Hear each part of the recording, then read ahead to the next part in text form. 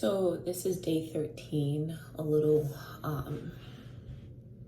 quicker than I would have done. I would have recorded this video in 2 days, but I've been impressed to do so, but hopefully I don't get emotional. But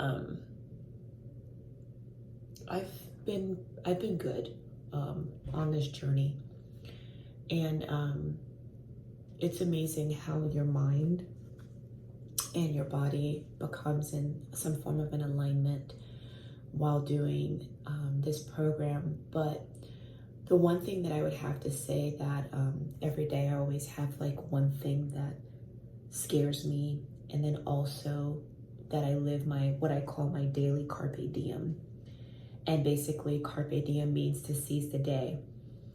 And yesterday, my family and I, we went to go visit my father-in-law to spend time with him. It's about a 3-hour drive from where we live, a 2.5, 3-hour drive, depending on the kids. And it was a day trip. We got back and, well, let's back up.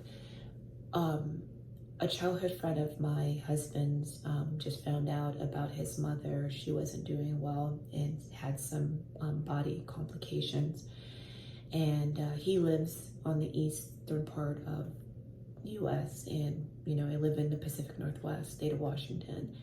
And she's in Seattle because of it. And I saw a posting on social media. My husband, he doesn't do social media whatsoever. So vicariously through me, if there's some people that we have mutual friends, then I would share things with him. And I shared a text, a posting.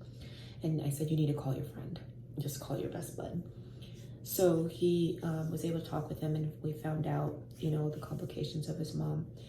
And yesterday, on the way back, we got a call, and I picked up the phone because my husband was driving, and he was just basically, he was crying. And it's hard, to see or just to hear someone that's in pain because of things that are happening, especially when you can't be there with a loved one. And, told him just like, give us about an hour and then we'll contact. So my husband talked with him, and then we decided that we were going to get his plane ticket to help him out. And it was a good thing because my husband and I, we kind of get tart with one another a little bit because of like if he's trying to get things situated, and I'm his biggest support of like, I'm fine detail, he's macro, and so I'm learning his world, and I specifically intentionally learned to understand like how he thinks and what's going on, because there's a lot of back history stories to why. But we got a little tart with each other. But then it came down to, do we have him drive 4 hours to get a nonstop flight, or drive the 1.5 hours to the airport and then have a flight that has a layover and to get to Seattle? So it boiled down to, I was like, no, let him drive the 4 hours, or have his wife drive the 4 hours, and so he has a nonstop flight. So at least we know he gets from point A to point B, boom, bam, boom. Or boom, bam, period, as my older son would say. And like about an hour ago, my husband shows me this text, and his mom had passed away. And he thanked him for, helping him to get the plane ticket.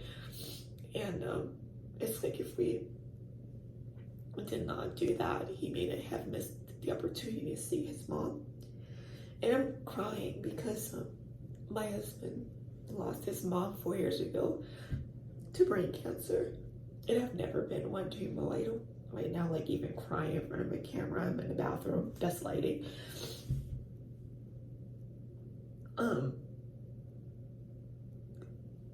Doing 75 hard is like bringing out another side that I've never allowed allowed myself to experience before. But like yesterday, it's super hot out here. Temperatures are getting really high. Like right now, it's a little after 7, and we're still at 100 and some degrees. And I got up early yesterday to work out because I knew that we were going on a trip, and I'm like, I don't want to be walking at like 9, 10 at night, you know, by myself. My husband's not gonna come with me because he's just like, no, you just do your thing. But he understands my boundary with what I'm doing. And so I did it in the morning, and then after all this played out, I was like, I gotta work out. I got my second workout, and it's like about like 10:30, and he's like, go ahead, just do it. We'll watch something later. Sometimes once in a while we'll have our date and we'll watch a movie. And so I worked out. It felt better. But I don't know how all this is tying in, but I think, like I say, live your daily carpe diem. It's important that you take care of yourself. It is important to tell people that you love them.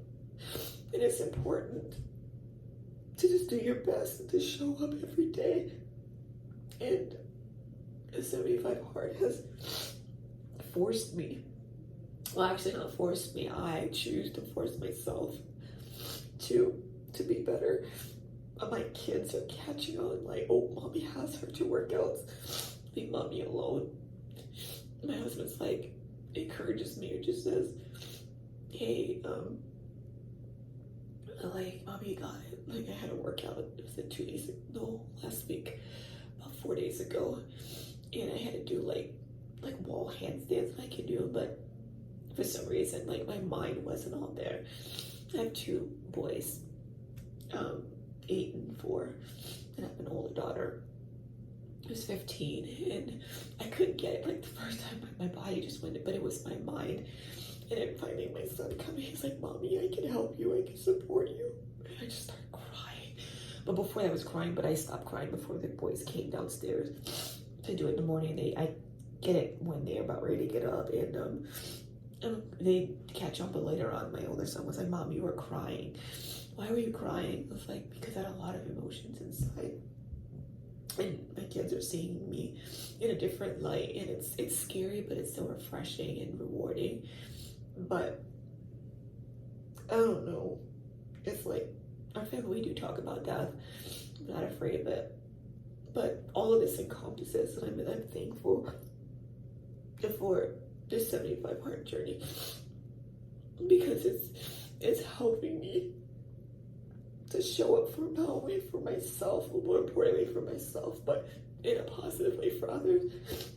And for some reason, being able to be a small part to help someone, in this case, to say goodbye to a loved one, just made me realize how I want to be able to live my life, to help others better, and to do it honestly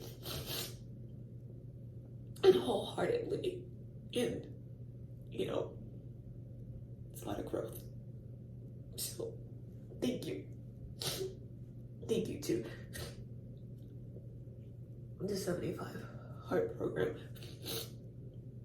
the first form, and all the other individuals for it. So, date 13, it's almost in the books. Yeah, so that's all I got. Until next time.